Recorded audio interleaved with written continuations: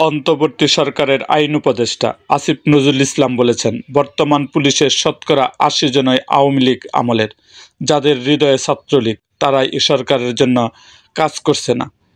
রবিবার জাতীয় চিত্রমালা মিলনায়তনে জুলাই গণঅভ্যুত্থান নিয়ে ৪টি বইয়ের প্রকাশনা অনুষ্ঠানে অংশ নিয়ে দেশের বর্তমান আইনশৃঙ্খলা পরিস্থিতি নিয়ে তিনি এসব কথা বলেন। আইন উপদেষ্টা বলেন, বিপ্লব পরবর্তী কিছু সমস্যা থাকে, তা কাটিয়ে ওঠার চেষ্টা করছে সরকার। গণঅভ্যুত্থানে সকলের মধ্যে যে ঐক্য ছিল, সেই ঐক্য আগামীতেও অব্যাহত থাকবে বলেও আশা প্রকাশ করেন আসিফ নজরুল। তিনি বলেন, বিএনপির সঙ্গে গণঅভ্যুত্থানের ছাত্রদের কোনো দূরত্ব বা ভুল বোঝাবুঝি কাম্য নয়। এটি গণহত্যাকারী আওয়ামী লীগের নেতাকর্মী ও তাদের দোসরদের কতটা উৎসাহিত এবং বেপরোয়া করে তুলতে পারে, তার কিছুটা প্রমাণ আমরা গত কয়েকদিনে পেয়েছি।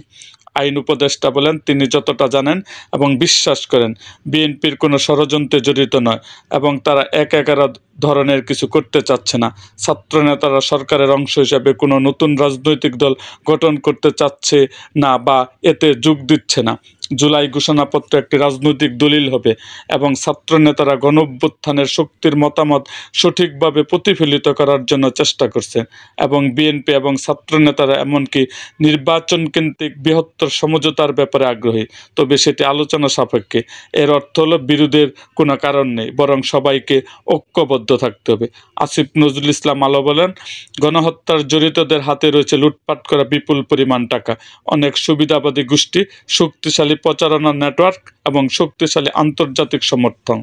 তাদের বিরুদ্ধে যদি কিছু করতে হয়, তবে জুলাই গণঅভ্যুত্থানের শহীদ ছাত্রদের আত্মত্যাগকে স্মরণ করে আমাদের ঐক্যবদ্ধ হতে হবে। আমাদের মধ্যে ভিন্ন মত থাকবে, তবে তা যেন দেশের শত্রুদের জন্য উৎসাহের কারণ না হয়। এরকম আরও ভিডিও পেতে এবং রাজনৈতিক অঙ্গনের নানা ঘটনা ও ইতিহাস জানতে আমাদের মুক্তাগাছার ইতিহাস মিডিয়া ইউটিউব চ্যানেলটি সাবস্ক্রাইব করুন এবং পাশে থাকা বেল আইকনটি বাজিয়ে দিন।